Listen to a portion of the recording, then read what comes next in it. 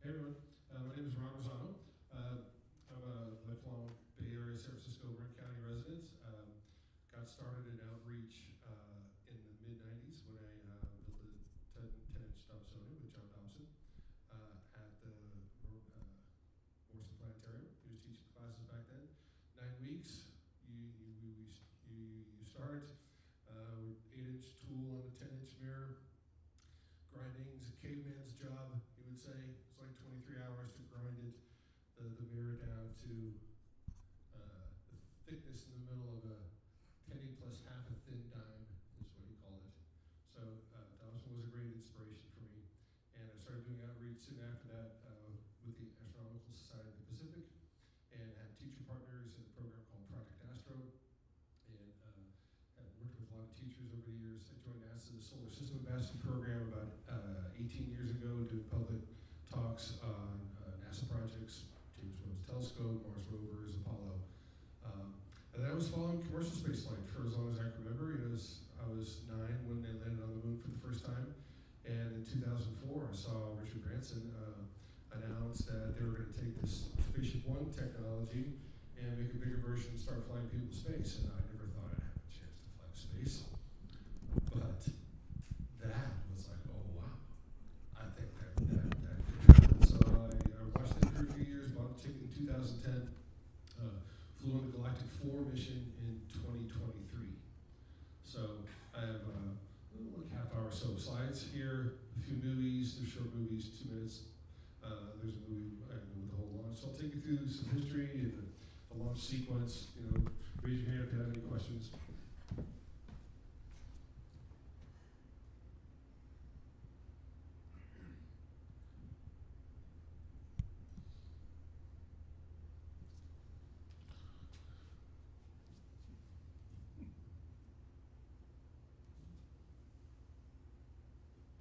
So there's our mission patch. We flew October 6, 2023. Here's a short video that Virgin Galactic made about a minute and a half about our flight. I feel like I'm so ready. I feel like I've always been ready. It's a tribute to my father because he's the one who first introduced me to the stars. I've been planning this for a long time. We're flying on the shoulders of giants.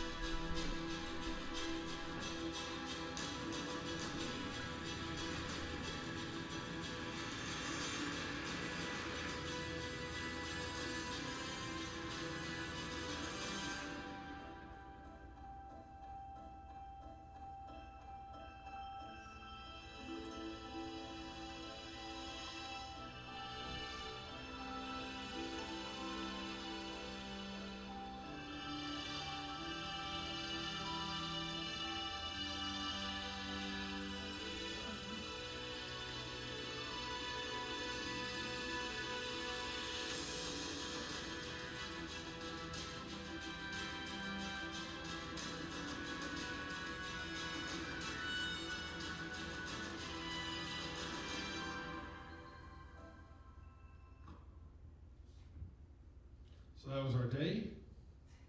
It was a good one. I have to jump back a little bit in history because there's some interesting background for all this. And the Ray Ortega there on the left in 1919, as was common in days of early aviation, he sponsored a prize for the first person or persons to fly nonstop from New York to Paris. And the prize for that was $25,000. People had flown across the Atlantic. It's about half as long if you go Newfoundland to Ireland. But this was big, New York to Paris or Paris to New York. Either way, didn't have to be solo, it could be 2 people. And Charles Lindbergh won the prize in 1927, became probably the most famous person of his generation. And jumping ahead to 1996, Peter Diamandis, wearing the medal there, realized that NASA had no plans whatsoever to offer flights into space for regular people. It was only going to be astronauts, scientists, doctors, etc. So he started building the prize idea. We'll start a prize for $10 million for the first group, non-governmental group, to fly twice into space in 2 weeks in the same vehicle. So he got funding from Paul Allen there in the cab, Bill Gates' partner at Microsoft. He got an airplane design from Burt Rutan, the taller man in the denim shirt. Burt's a famous aircraft designer. He's got 5 planes in the Air and Space Museum in Washington. And they won. Burt designed this the Spaceship One vehicle. And Richard Branson came in as they were getting close to finishing and said, hey, let's call this thing Virgin Galactic. So this is a really early Virgin Galactic logo that came out kind of at the end of the program. And Branson announced then that, hey, we'll just build a bigger version called Spaceship Two, and we're going to take people to space. And I'm like, wow, that's amazing. So I kept an eye on them. Next time you're at Air and Space in Washington, you can see Spaceship One and Charles Lindbergh's Spirit of St. Louis. They're not actually in this configuration anymore, but they used to hang right next to each other in the main gallery. So I bought a ticket with Galactic in 2010, and they had about 400, 500 people signed up at that point. Expected to fly maybe 2015 or 16, ended up taking a lot longer. I'm in the back here, and this is the spaceship configuration. It's a custom carbon fiber spaceship. It weighs 30,000 pounds when it's full of fuel, 10,000 pounds empty. And it's carried up by this, looks like 2 planes, but it's actually one giant wing with 2 fuselages. So this is the carrier plane known as Eve, also called White Knight 2. These are regular Pratt & Whitney aircraft engines. And we'll go through that a little bit more. Galactic offered us the opportunity to try weightless flights, and I really wanted to do that, and so that my body would know what that sensation was like, and it wouldn't be a mystery on the real space flight, and I could focus more on the space flight. This is the Zero G company in San Francisco. They fly about 30 people at a time, 36. And they fly a parabola level, pointed at the ground for about 30 seconds, and you float weightless inside. And then they point it up, and you lay on the floor, and you're feeling 2 Gs. And then they go over again, and they do it 16 times. And then they stop after 16. So you get about 8 minutes of weightlessness, which is great. It's different from the NASA research plane that's also known as the Vomit Comet. It's called the Vomit Comet because they don't stop at 16. They fly, they're doing science research. They want to spend as much time as possible. They'll fly 30, 40 parabolas. And Zero G Company found out, okay, we'll stop at 16 because it's really after that people get really sick. So, we had an opportunity to do a Zero G simulation in a centrifuge near Philadelphia. This is a 1-person capsule with a video screen in front of it, and they spin you around on the end of the arm inside the capsule, and they duplicate the G-forces exactly the way you feel them during the flight. And I wanted to do that as well, so that that would be a mystery for me either. We had a maximum of about 6 Gs, but only for a peak. It wasn't sustained. On the way, while the rocket's burning on the beginning of the flight to take you to space, you get 3 Gs in this direction, mostly this direction. Not so comfortable, but manageable. On the way down, we didn't actually get to 6 Gs, it was more like 4.5, but it builds up as you hit the atmosphere and then tails off over about a minute, so it's not as long. And because I've been doing all this outreach with students and talking about astronomy and space, I got together with Galactic and said, hey, we should be talking to students about this era of commercial spaceflight. They should know that people from all around the world can buy a ticket to fly into space now. That has never happened. That students will have the opportunity to fly into space. That students will have the opportunity to work in different jobs in the space industry in ways they could never imagine. So I started with Galactic in 2013 with me and other future astronauts, together with Virgin Galactic staff, and we do Q&A sessions with schools, and it was really successful. It was great to share this idea of commercial spaceflight. That strangely led to me actually getting the ticket because I wasn't assigned to this flight. I had a number months later. In August 2023, Galactic came out and said, hey, we're doing our flights. We're trying to figure out what to do when someone can't make their scheduled flight. If you want to pay your premium, go early, click here. So I'm like, all right, take me. And there were a number of people that put their hands up. And I think in part because I had built up a relationship with them, that I could be a good advocate for a flight. I was really into it. Just a couple days later, they called me. and said, okay, Ron, we're gonna take you to space. So this is my wife filming me when we got the call. And this was August 25th, and we flew October 6th, so I went with about 6 weeks notice. And I have to thank my wife. I'm remarried now. Our wedding day was September 1st. So I was like, Ron, yeah, you can go on the flight. Said, oh yeah, okay, I think I have to say yes, but I got to talk to Kirsty. And Kirsty's like, 1,000 times yes, you should go. So it's like, so this whole plan of the first month of marriage being, celebrating and us being together was all focused on the space flight. So really sweet of her. And so they were like, just a little over a month later, we're off to New Mexico. So we do 3 days of training on site in New Mexico. Flight day, 4th day. So I'll run through the days. So this is first day. This is the spaceport in New Mexico, designed by Norman Foster. It's a beautiful building. This is the carrier plane Eve out on the ramp.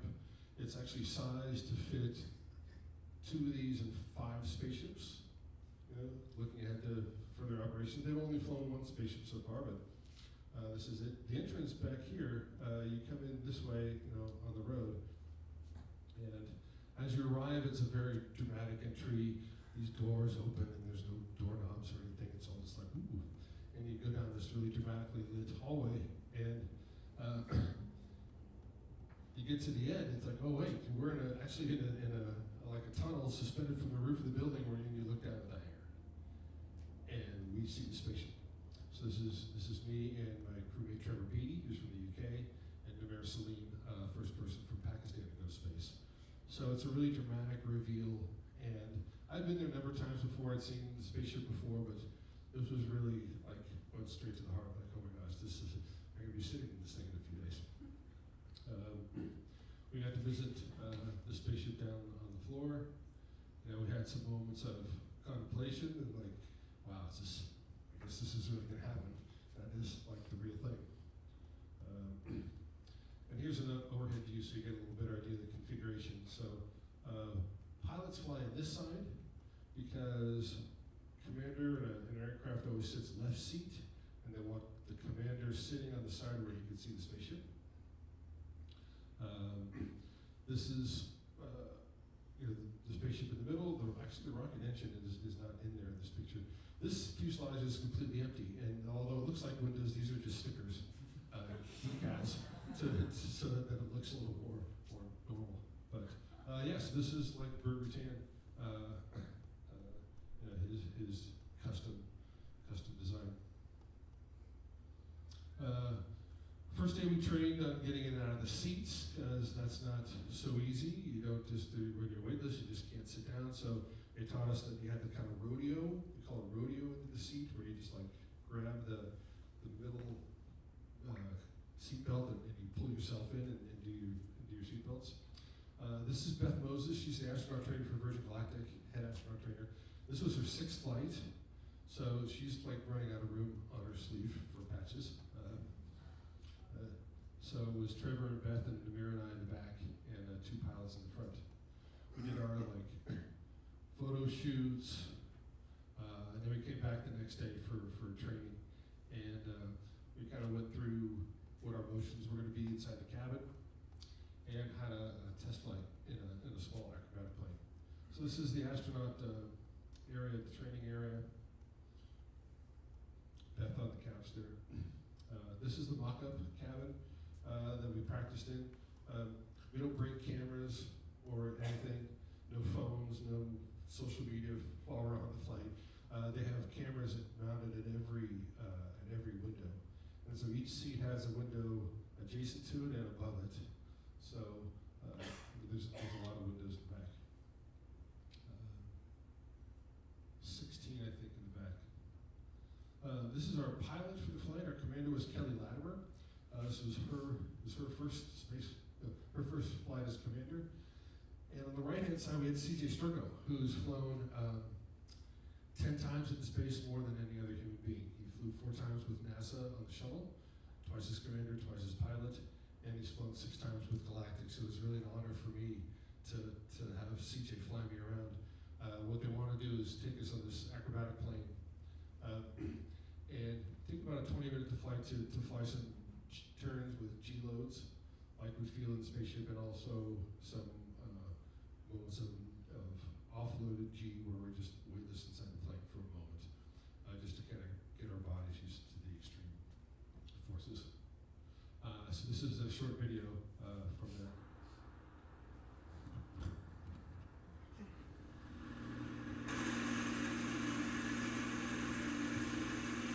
So we're flying by a spaceport here. My wife, Kirsty's on the balcony there. I'm waving to her.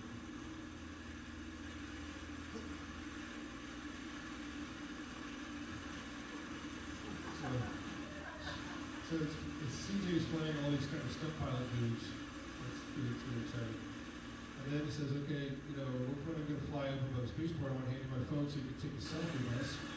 So this is up above the spaceport, looking back on the runway.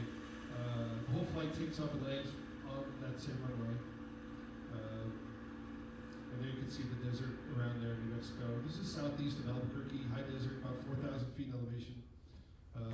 They get about 300 sunny days a year, so they can fly often.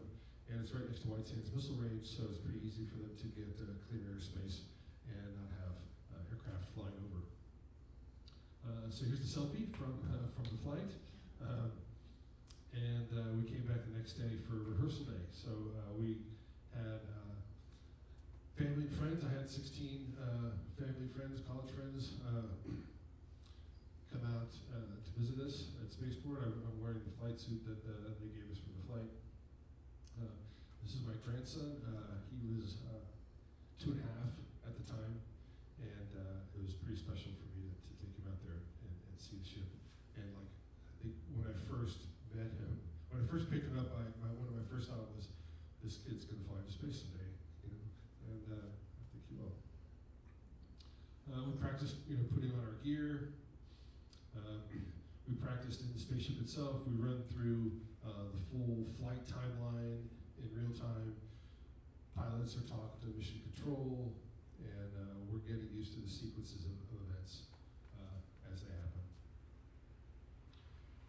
We also do a run in a ground-based simulator. So this is a stationary simulator with Kelly in the front. We run through the timeline for that too. These great visuals displayed on the screens above. So as we're going through the simulation, all the visuals are changing with us. So we get a sense of that. They ask us to, you know, are you sure you're ready to go? We have to actually all confirm yes. You know, we want you to take us on this thing. So there's Trevor in the middle, and then Kelly over on the right. So then we come to flight day, and you know that starts very early before dawn. A beautiful sunny day. This is the ground floor at Spaceport. This was one of there's somebody there. They have a full-time barista at Spaceport, so this was a message to students. It's like, yeah, you know, they need pilots and engineers, but they've got a full-time barista at Spaceport. You could get a job making coffee and drinks for people building spaceships and flying to space. You know, you don't have to be an engineer to work in the space industry. So they have this, you know, walkout where, you know, everyone that's gathered there, you know, cheers us on. It's a very exciting moment. Get in the spaceship. That's my seat that you see there through the window, which was appropriate for me. The seats are numbered 1L, 2L, first, second, left side, 1R, 2R. So I got seat 2R. I says, oh, that's perfect. That's my initials. It's like it's meant to be. So that's the two vehicles out on the runway. And we spent about 40 minutes climbing up to about 42,000 feet altitude. It's pretty straight, it's a pretty solid climb, pretty continuous climb. There's a couple of points where they level off at like 10,000 feet, 30,000 feet, run some checks. And then they calculate the release point based on winds and distance so that when the spaceship comes back in, it's like in like an entrance cone where they have like a high key, low key waypoint that the spaceship flies to line them up with the runway. But we're pretty quiet inside. This is what it looks like from the ground. There in the friend in the glasses is my friend Andy Sawani. He flew on Galactic 7. So he had lots to take in. This is a view that someone took from the ground after release. It's very obvious, you know, especially if the carrier plane's making contrails, you can pick it up in the sky, and then, you know, you see the separation in this orange flame that just goes up, you know, shooting through the sky. It's you definitely know that something's going on there when you're watching it. So this is a video compiled from 4 of the cameras. And it's about, I'll play the first like 5 minutes. It goes from release through the rocket burn, which is about a minute. The spaceship, as it's released, is in horizontal flight. It fires the rocket motor. And then after it breaks the sound barrier, it turns up, it points up, it does a 90-degree pitch, and burns for about a minute total. Cuts off about 150,000 feet, and then the spaceship just coasts up to about 290,000 feet in 90 seconds. So we went from 2,000 miles an hour at cutoff to 0 in 90 seconds. And that was like, wow, that's gravity. You know, working on it, it really wants us to be here on the ground. On the way up, the spaceship pitches over again, so that the windows that are on top of the cabin are pointed down, so you can see the Earth, and the windows at the side of the cabin are pointed out. So we're actually inverted on the way up till we hit apogee, and then the way back down, it pitches over another 180 to put the belly of the spaceship facing down into the atmosphere, because that's when you get the maximum braking, and also balance off the heat load. So, yeah, I'll just play this.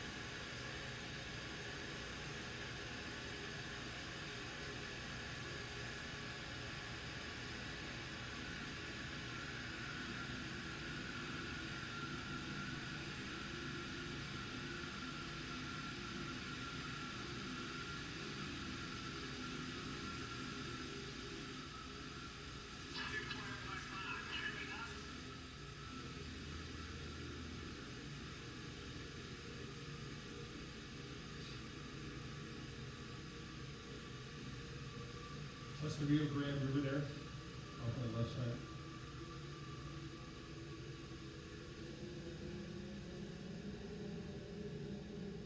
You are cleared to unstrap. Glasses. Hello, Moon. Hold. Turn. Park. Unlocking feather. Copy that. Cleared. Cleared. 283. 283. I didn't really want to do much here except look out the window. So I stayed there at the side window most of the time. RCS coming on? Jared decided to float around in the back and look out both sides, which was a good move. The mirror wanted to do a somersault. Okay, now look out the window. And hold on. Welcome to space.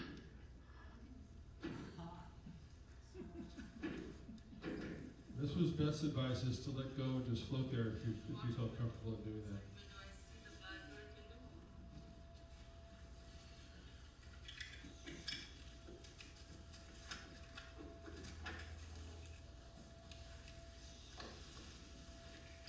I looked a little bit out the top window back at the ground, but it wasn't as interesting as looking at the edge of the Earth.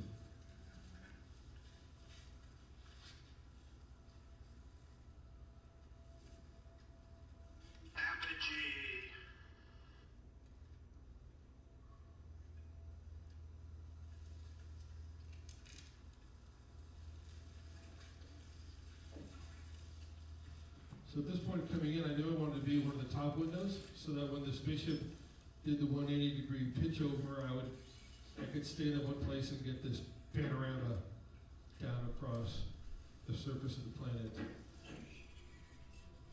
out to the side, and then finish looking straight up into space. 20 more seconds.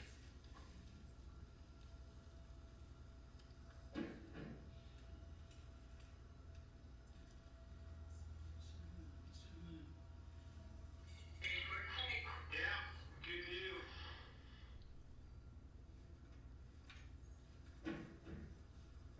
Approaching re-entry. Return to your seats and strap in, please. Strap in.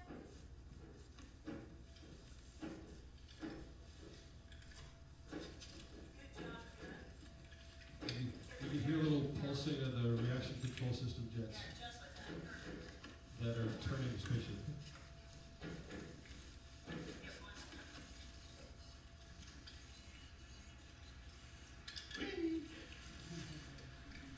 Now you can hear you're starting to enter the atmosphere. And these G's go in a head to toe direction, so as they max out, you can kind of see my cheeks start to sink and my eyelids droop a little bit.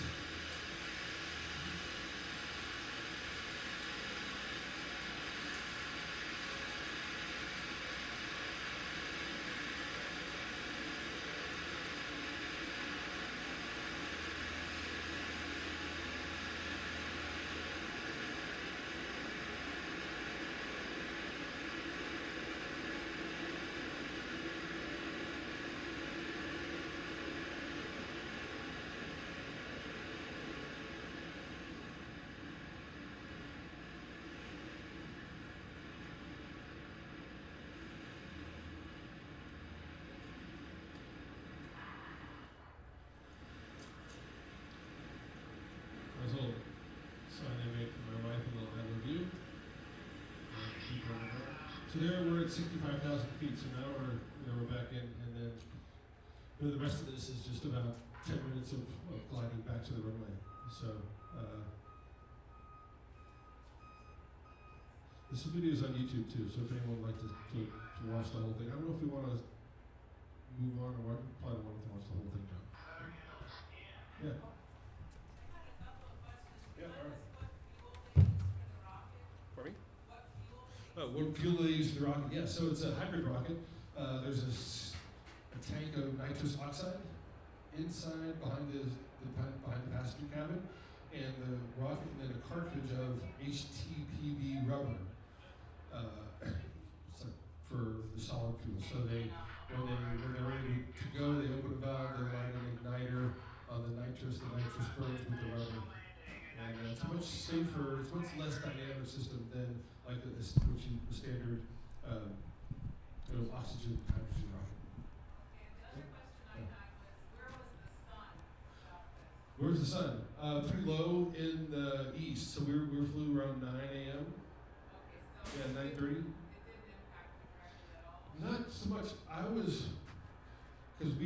was facing west the whole time. When Kelly flew the spaceship, she didn't do too much yaw, so I was in the shade most of the time. But you can see the sun kind of moving around. You'll see as we're coming in, it'll be like moving around the cabin because we come in and we do a couple circles. Because I heard that up in space you basically can burn. Oh, you can So bright. you can burn. Oh, probably yeah. I mean we're yeah. That's not Yeah. But not for this duration. I mean, you can see the sun's on Trevor now, and Beth, pretty bright. So, other questions? Yeah, what does it cost for a ticket? So, what's the cost for a ticket? So, when I bought my ticket, it was $200,000 in 2010, and then they raised it to $250, and then $450, and then they expect to do another round of tickets probably later this year for higher. So. Yes, it's not inexpensive. And I did a lot of thoughts, it's just like, wow, it seemed like a lot of money. But, for me, it's very much worth it. Especially, it's a dream of a lifetime for me, and, I'm being careful about saving money, and this is one thing I want to say, yeah. we have biometrics? Yeah. We wore Zephyr. It's a little hockey puck, still smaller than a hockey puck, in a little sling mounted here. It was measuring heart rate, respiratory rate, G-forces in this direction and G-forces in this direction. So, I have a slide of that if you want to see it. Yeah. Not here, but I have it on my phone. I just saw you do some controlled breathing. So. Oh, yeah. Yeah, they did, like, there is, like, especially on the way up during the rocket burn, when you feel the 3 Gs, they gave us an anti-G straining maneuver that you press you like tighten up all the muscles in your core. They describe it, the guidance is like, try to imagine you're trying to crack a wallet between your bum. With your bum. So, any other questions? Yeah. Yeah, when I was upside down, did I feel my blood rushing? No, I was pretty calm. You know, I've had students ask me, gee, was I scared? And like, I'd gone through years of thinking about what I want to do in the flight. And ended up being, I just want to be as open as possible. And just let the experience bring to me whatever was going to bring in. I really thought a lot about making that transition from the thrill of the rocket ride that's so exciting to like instant cutoff, and you want to be calm, and how to, those two very different states of mind, states of being. So I was really trying during the rocket burn to just take long, deep breaths. It's like, I want to have the lowest heart rate. I want to set the record for lowest heart rate during the rocket burn. And so during the weightless part, it was just, calm, and not too, and I've done weightless flights twice, so that helped a lot. So there was no new sensation for me. Yeah. Did you have any sinus problems? Did I have any sinus problems? Yeah, when you were flying. I do. No, not so much. I do have trouble clearing my ears, and there is a change in pressure, but it's minor. It's Do you take medications for it? No. Nothing. No. Well, just topical over the counter, like when I get, but nothing regular. Yeah. You said you spent a few years in acting. What did you Yeah. What were the things that surprised you that you didn't expect? Yeah, one of the things that surprised me, I'll get to a picture here, admitted of the limb of the earth. And, I read astronaut accounts, they're like, you're not gonna believe how thin the atmosphere looks. I'm like, okay, I got it, it's gonna look thin. It's like, still, unbelievable. It's just this narrow band around the planet. And the planet looks enormous, 8,000 miles diameter with maybe 30 miles of atmosphere. And the color of it is like a vivid, vibrant blue, like electric blue. And it felt alive, the planet felt like dynamic. And looking at that and thinking that, that atmosphere, everything alive on Earth exists in this thin blue line and in the ocean underneath it. And how did this planet even get here in the first place? It's extraordinary. It's like a miracle. It's like, how is this, with all this plants and life and air and water and everything, against this empty black vastness? There's nothing we could see in the sky except the moon. Ours is all bright adapted, so we couldn't see planets or other things. But yeah, the vividness of the atmosphere was, I got stuck on that. So we could do the rest, and then I'm glad to hang out for questions for as long as people have them. Hey, want to do more? Yeah.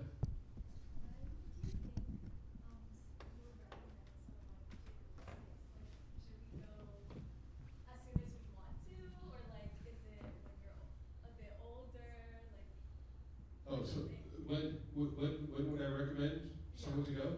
Like as soon as possible. If you go tomorrow. Yeah, so Galactic's ramping up. They took they did 12 space flights with the spaceship, 7 commercial flights, and then they realized that they could only fly 4 people once a month, and they were never going to get through the people that want to fly, and it was more expensive to operate than they thought. So they stopped operations in June 2024 and reset and they're building 2 new spaceships that they plan to fly 6 people once a week on each spaceship. So they're doing an earnings call on March 30th, so they should be in the news in a couple weeks with their progress on that. When they left off, their expectation was to fly research or test flights in 3rd quarter this year and revenue flights in 4th quarter. So come back in 6 months and we should see some flights. And if you have the opportunity to go, yeah, I think the sooner the better. I'm glad I went when I did, because it's really, I've had a couple of years now of just like evolving realizations and revelations about the flight, about a lot of different things. So we'll see.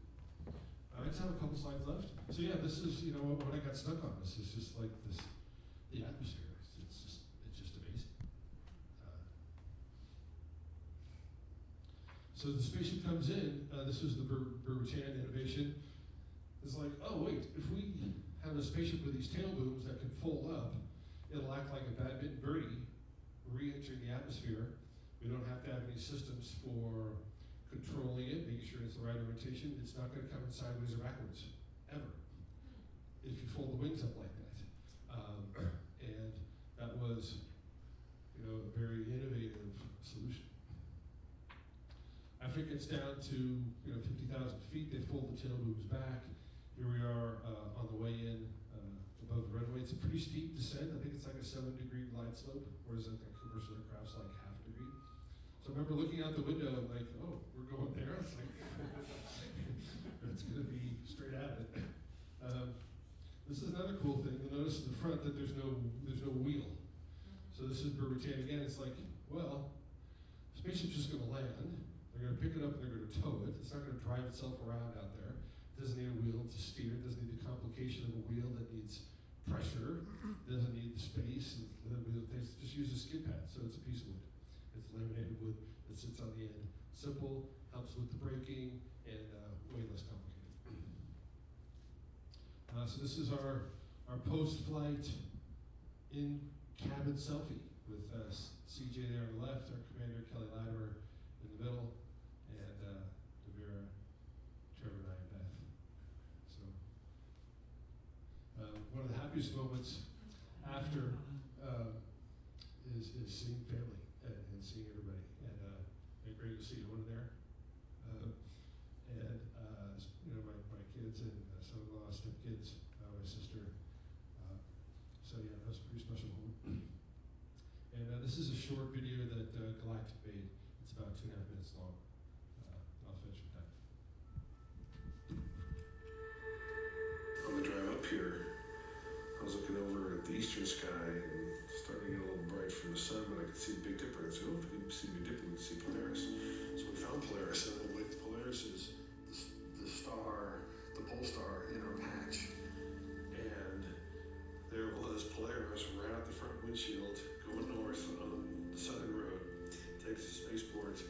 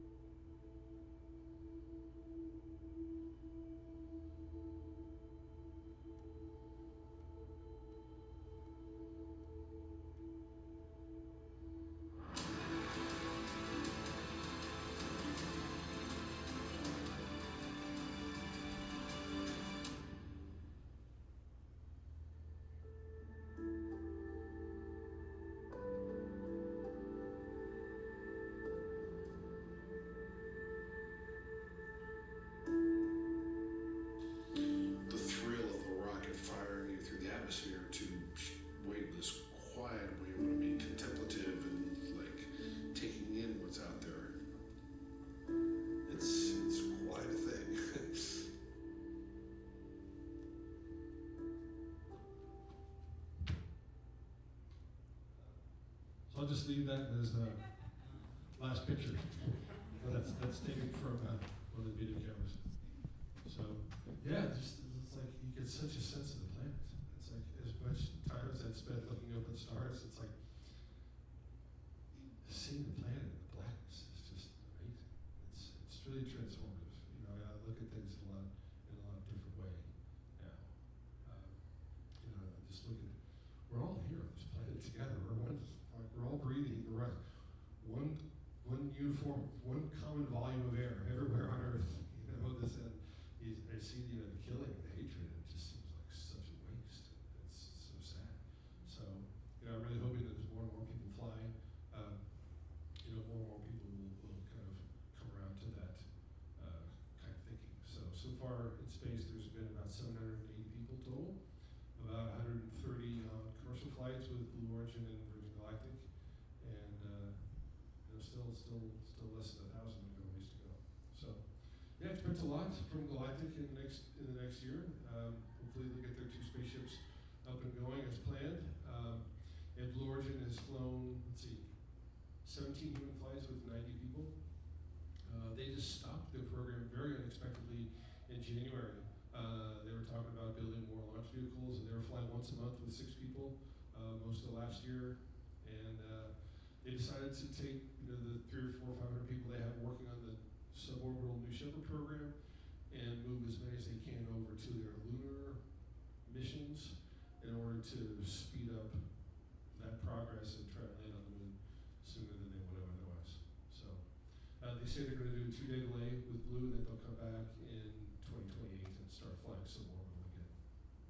So, yeah. I know you just signed up for another ride, and I'm just wondering, do you have different expectations for your second ride? Yeah, thanks to the Center for the Yeah, you know, while Galactic was being slower than expected, Blue Origin came along and says, well, maybe I could get a ride with them. So I signed up in 2022 to go with them, and I was going to be on their 8th human flight, but then they had an accident and got delayed for like a year and a half. And then Galactic came along unexpectedly, and then I was going to fly with Blue like later this year until they canceled. So expectations, it was, yes, just to see the different things really and see things in a different way. The capsule with Blue Origin, it doesn't do this always flipping over like Galactic does. It's fixed but it rotates, so you can stay at your window and get a 360-degree view.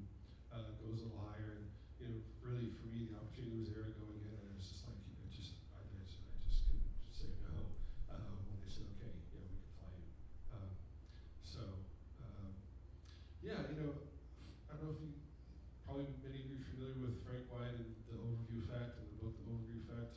Got to know Frank a little bit over the years. He was a guest of mine at the Galactic flight, and I talked to him before. Says, well, Frank, help me really get a sense of why I'm going, because his thing was to talk to astronauts, and he's interviewed many hundreds to get a sense of each of their experiences from being in space. He said, well, Ron, you want to go because it's a lifelong dream. Second, it makes your message and communication to your outreach more powerful, more meaningful. And third is unknown. It's like you don't know what you're going to get out of the flight until you do it. And that was really true for me. So that was a part of the reason. And then, you know, fourth was to be able to share this idea of spaceflight and our unique existence, you know, with audiences. So, yeah. Do you have specific examples of how it increased your curiosity for science or the Earth? For example, were you inspired to study the atmosphere, Earth's formation, or do you have like? So did it inspire me in science anyway, like studying the atmosphere or Earth formation? Not so much. A little bit of the atmosphere and the atmospheric thickness. You know, the Earth does kind of breathe a little bit. Sometimes it's thick, sometimes it's not. You know, not so thick. Yeah, more just like being more relaxed about things.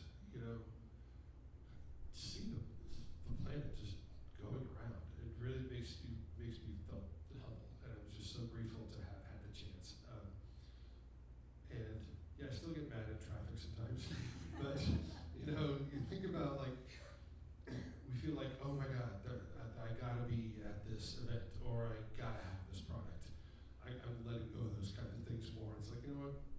Earth's just going around again. It's, whether we do what we want to do or get what we want to get, doesn't stop the Earth from doing it. And it helps, like, just politically for me with things that I'm unhappy with. In the political arena, it's like, oh wait, you know what? A couple more trips around, we're still going to be spinning and going around. This will pass. So I don't look at the sky in the same way. I realized a couple months after, I was looking at the sky, it's like I always looked at the sky and think, oh, the sky goes off a long way. You're in a plane and you're still in the sky. But I was looking at the sky, I'm seeing the sky with a limit to it, with an end. There's I've been on the other side to look down through it and see over it. So I really get the sense of walking around, looking around, and even looking at the stars and planets, just like, it's just like different sense of place. Yeah. When we were watching the video and it said we have 20 seconds left to get back to your seat, Yeah. I started getting nervous for all of you. Yeah. Are you going to do it in time? Yeah. So Yeah. wondering how much training you did, like if something went wrong, or Yeah. do they do psyche valves to make sure you're not going to freeze up and they have to? Yeah, there's a medical team, like during the training, that's with us every day, and like talking through stuff. We had to do a medical exam to make sure that we're fit enough. It's really geared for everybody with reasonable fitness. William Shatner, when he was 90, Galactic sent somebody up at age 81 or 82.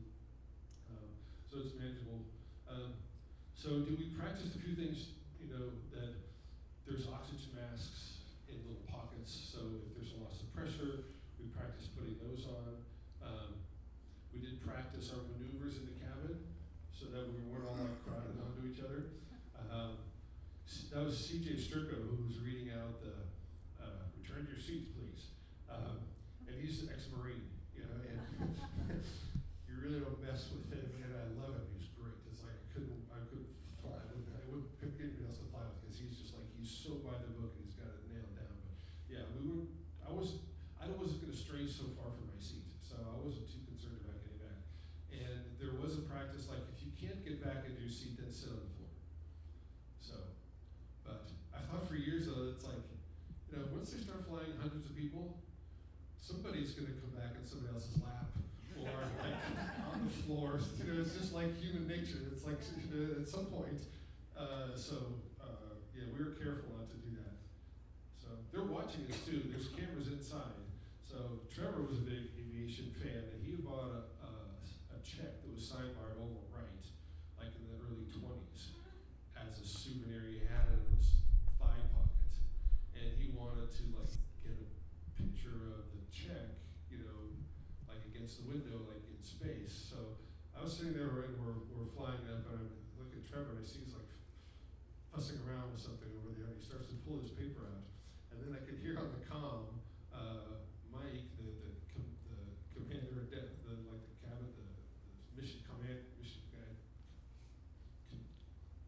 on the ground saying, we've got a little stray piece of paper up there. And then there was a back away.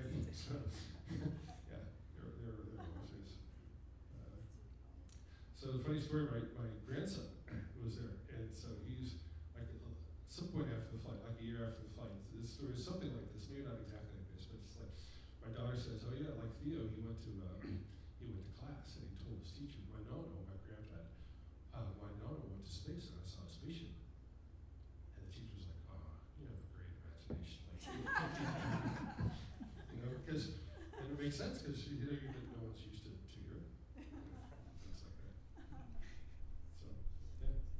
Are there any virtual reality space flights that you'd recommend? Oh, great question. Are there any VR space flights that I recommend? Yeah. On a Oculus Rift, you could run.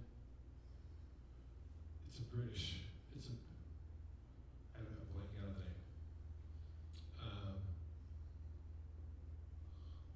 Let me think on it. But they also partnered with a company that did this immersive event space in Richmond about a year and a half ago. I'll come back to it. Let me think. But there is, I haven't found anything like on Vision Pro Oculus Quest, which is wireless, can't run this. Actually, maybe it can run it. I'll think of it. Yeah, sorry. Somewhat of a follow-up to that, did the galactic simulations prepare you for like the sensations, like the sounds, the vibration? A little bit, not so much. Like, they said that yes, it could be loud, so we had earplugs. The glasses that we wore on the way up were more protective in case, like while we're in boost, something falls loose, it doesn't hit us in the eye. So that's why I was calling out glasses. Trevor said, "Will you remind me to take my glasses off?" So I was like glasses because I wanted to have like a clean view. And they did say it was like noisy on the way down, but noisy on the way down during the rocket burn, but not super. I actually sat down with a prior flight and I recorded an audio. I made an audio recording of the full flight duration from, okay, 5, 4, 3, 2, 1, release, rocket burn, you know, now you're free to float around, apogee, back to your seats, and played it in real time. And laid down, this was Beth's advice, laid down on the floor with my feet on a chair, closed my eyes, and went and listened back to that a few times, just to kind of integrate the sequence of those events better. Like we talked in training, it's like, could we dilate time? Could we make 3 minutes feel like 5 minutes? So like, we're looking for ways to do that. Yeah. What, like, kept that spaceship from going more than once a month? And what kept that spaceship from going once a month? A lot of it, just checks and maintenance. Like they would go through every flight and look at all the structural components to look for cracks or anything like that. One of the guys explained to me, oh yeah, like this one access panel has like 50 screws on it, and each one has a very specific torque rating. So every screw's got to be exactly the right tightness. And you know, one of the flights they stripped one of the screws, so they had to drill it out and like redo it, and it ended up taking longer. So they also thought they could make other spaceships a little bit lighter, so maybe go a little higher.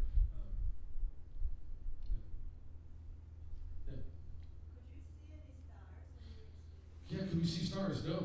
Our eyes are all daytime adapted. So Dave Mackay, the chief pilot, would say, well, if we could fly at night, we could see stars and planets. But that's not in the cards right now. At some point, though. Yeah, they want to be as safe as possible. I think once they fly more and more often, that's for you guys to go. You're young enough, you'll get a night flight somewhere. You know, they're talking with the Italian government about maybe having a spaceport in Italy, or they've talked about Dubai. So it might not. I don't expect it'll 10 years from now it'll be only in southern New Mexico or eastern Texas. Yeah. Was there anything that, after going to space, fundamentally changed how you view life or approach life? Or, like, is there anything you would never do again, or your mindset? Is there anything after space flight that's like changed in life? Like kind of like what I talked about, but anything that I wouldn't do again? Well, yeah, probably not go to Mars. I don't know. I don't think I'd ever have the opportunity, but I like Earth a lot. This is good. All this air and rain and plants and water and all that. Yeah, it's like 7 months to get to Mars, and then you could stay there 2 weeks and come back in 7 months, or you could just wait for the orbit to go around and come back in 2 years. It's like you're in a can with restrained space. I think VR would be great on a trip to Mars. Like you definitely want to go, hey, I'm going to go sit by the lake for an hour. You totally want to do that. So I think that'll be an essential part of going to Mars. But then it's like, no, it's just it's very dangerous. It's like living on Mars. It's like there's no help. Even the column delay, when they're farthest apart, it's like 20 minutes one way, and like 6 minutes when they're closest. So you're not gonna you get there and my leg's broken. Can you help me? And 15 minutes later they hear you, and then 15 minutes later you get the reply. There's gonna be a lot of need for autonomous. Yeah. Have you had another life experience that has come close? I've had another life experience that's come close. Not really. I mean, it's just the whole thing of it's like the dream of seeing the Earth from space for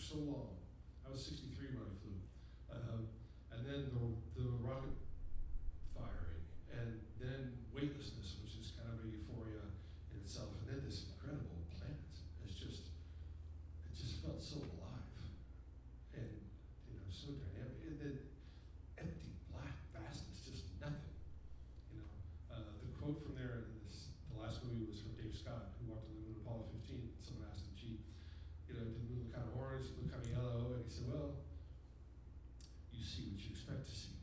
You have to open your mind. I was like, that's a brilliant approach. Don't go, I thought at first I might go look for landforms, maybe I could see this mountain range or something, and then I read a quote from Stephen Hawking and said, oh, you're going to be out in the stars and in the universe, you should be contemplating what's out there too, and that was a different approach. But then what Dave Scott said really made a lot of sense to me, and it worked really well for me to just not look for anything in particular, just like eyes wide open and just let it soak in. And then giving talks like this and watching the video really helps, like, keep me understand it a little more. Questions are different every time, so yeah. Are there any common misconceptions that people have about space? Common misconceptions people have about space. Yeah, the worst one is like when astronauts go to space, they're not in gravity. And like, oh yeah, astronauts are up there where there's no gravity. It's like, no. Like, gravity is everywhere. You don't escape it. It keeps the Earth around the moon or orbiting around the Earth and all that. So that's something I always emphasize to kids. If you remember one thing, gravity's everywhere. Don't ever think there's not gravity. Two more questions. Okay. How's that? Yeah. You mentioned something about Blue Origin having an accident. I was wondering, like, how dangerous is this? Are there missions that don't? Yeah, how dangerous is this? Blue Origin did have an accident. It was an unmanned flight, and there was an escape system on the rocket. So the problem with the rocket engine that started the nozzle started to separate, and so they have sensors for that. The capsule. This was during the boost phase when this happened. The rocket's firing. The sensors picked that up, and there's a solid rocket motor on the capsule that lifts the capsule up and away from the booster. And anybody if they had been people on the flight, they would have been fine. They would have a heck of a ride because they hit like 9 Gs for an instant. But yeah, and Galactic 2, they had an accident in 2014, and their first spaceship crashed, really tragically in an experimental flight. So yeah, it is dangerous. But I mean, for me, the reward was worth the risk. Yeah, there's funny. Some people from Blue are even like, okay, even if we have a good flight, can we pay extra and you can pop the escape motor and we'll have an extra 50,000 feet or something, 100,000 feet maybe? But they're like, no. Okay, last one. And I'll hang out for anybody else who wants to chat. Where does Blue Origin go out? Blue Origin flies out of just north of Van Horn, Texas. Interestingly, 170 miles from spaceport. So El Paso, 2 hours east on Highway 10 and then north. So the two sites are like really not that far apart. You see the same terrain from either one, more or less. Yeah. Seeing how thin the atmosphere is, did it change your view of fossil fuels? Did it change my view of fossil fuels? The atmosphere is maybe not so. I don't really give a lot of. I mean, it's limitation of the environment. I think like the potentials of solar power. I was listening to something the other day. It's like the amount of energy we receive from the sun every day could power most of Earth for a long time. So, okay, I'll hang out for questions. Thanks so much.